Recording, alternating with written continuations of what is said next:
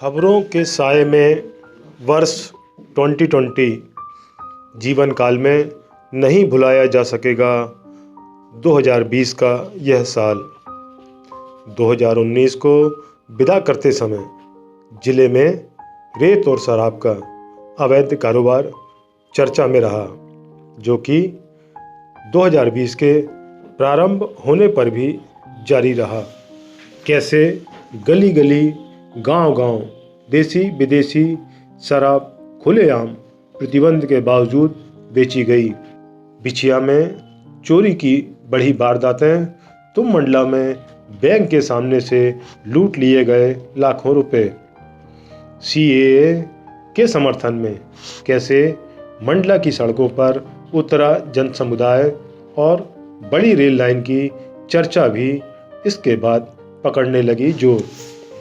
और इसी दौरान राशन दुकानों के माध्यम से घटिया खाद्यान्न का वितरण भी जिले में ग्रामीण क्षेत्रों में विशेषकर लगातार होता भी रहा। फिर आई होली और पहली बार शायद होली के रंग में पड़ी भंग। धुरेली के दिन बारिश ने होली के हुड़दंगियों को घर पर ही बैठने मजबूर किया। 23 मार्च को ऐतिहासिक जनता कर्फ्यू लगाया गया और दूसरे दिन से ही लॉकडाउन प्रारंभ हो गया। मंदिरों में डाल दिए गए ताले और घर पर ही मनी नवरात्रि। कोरोना काल में मोदी पैकेट की भी जमकर रही चर्चा। घर घर पहुंचाई गई राहत सामग्री।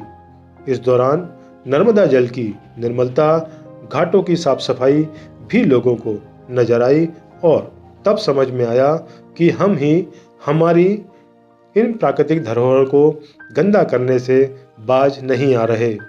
और इन सब के साथ 12 मई को पहले कोरोना प्रकरण के साथ जिले में कोरोना ने दे दी दस्तक और फिर 77 दिनों बाद 7 जून को मंदिरों, मस्जिदों एवं पूजा घरों के ताले खोले गए। मंडला कलेक्टर जगदीश चंद्र जटिया, जिन्होंने कोरोना काल में सराहनीय कार्य किया, उनकी विदाई हुई और नवागत कलेक्टर ने कार्यभार संभाला। और फिर मंडला नगर के इतिहास में एक ऐसा कांड हुआ जिसने लोगों की नींद उड़ाकर रख दी। किस तरह से आपसी रंजिश में एक युवक ने दूसरे को बेदर्दी से न केवल गोली मारी बल्कि उसके ऊपर 4 पहिया वाहन भी चढ़ा दिया। और इसके ठीक 2 दिनों बाद एक और जघन्य हत्याकांड ने पूरे नगर में दहशत फैला दी। दिन दहाड़े जिला पंचायत कार्यालय में घुसकर एक वहशी युवक ने युवती पर दनादन बका से वार कर उसे मौत की नींद सुला दिया, जबकि उस समय कार्यालय में और भी लोग मौजूद थे।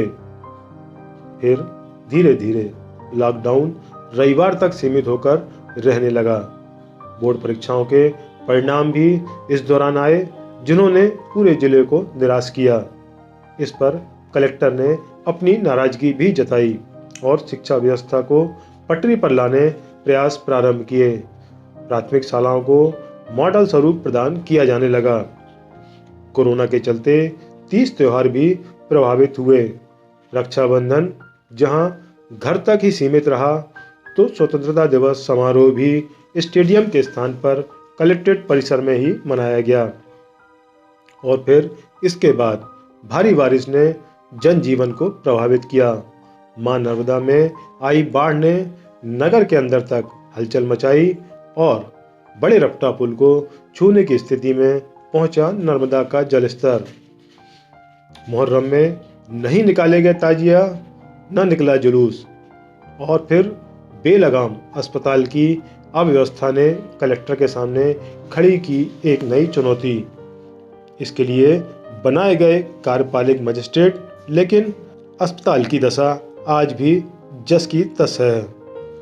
बहुचर्चित मंडला जौलपुर सड़क निर्माण कार्य, वह भी एक चुनौती जिला प्रशासन के लिए और जनप्रतिनिधियों के लिए बना रहा। हालांकि रोजाना 200 मीटर सड़क बनाने की शर्त जिला प्रशासन द्वारा अवश्य रखी गई, लेकिन परिणाम वही ढाक के 3 पात। फिर अक्टूबर के माह में पिंडरई में पुलिस चौकी में हुई युवक की मौत ने हंगामा खड़ा कर दिया और पुलिस का घिनौना चेहरा सामने आया। और इसके कुछ ही दिन बाद पुलिस की एक और अमानवीय कार्यप्रणाली ने सभी का सिर शर्म से झुका दिया, जब एक दूसरे जिले के युवक के 100 को देने के लिए उसके पिता से खर्चे के नाम पर पुलिस द्वारा 25,000 रुपये मांगे गए। इन सब के बावजूद इस दौरान एक अच्छी खबर भी आई कि रेल लाइन को लेकर अंतिम ट्रायल संपन्न हुआ। अब बड़ी रेल लाइन की सुविधा कभी भी प्रारंभ हो सकती है। नवंबर माह क्रिकेट को लेकर सरगर्म रहा, जब इस बात को लेकर क्रिकेट के नन्हे खिलाड़ियों ने जिले में प्रदर्शन किया, रैली निकाली कि किस तरह मंडला के नाम पर संभाग और प्रदेश की प्रतियोगिताओं में कैसे दूसरे जिले एवं दूसरे प्रदेशों के लड़कों को खिलाया जा रहा है और मंडला की प्रतिभाओं के साथ अन्याय किया जा रहा है। वर्ष के जाते जाते तक जिले में संचालित स्टोन क्रशरों की मनमानी भी सामने आती गई और इनकी अनदेखियां पहले की तरह जारी रहीं। नियम एवं शर्तों को धता बताते हुए कैसे बेखौफ इनका संचालन किया जा रहा है और वातावरण को प्रदूषित किया जा रहा है। वर्ष 2020 हालांकि कोरोना को लेकर ही पूरी तरह चर्चा में रहा। यह वह काल था जो हमें एक नए अनुभव और नई सीख देकर गया। हम उम्मीद करते हैं कि आने वाला वर्ष 2021 हमारे लिए सुखकर होगा।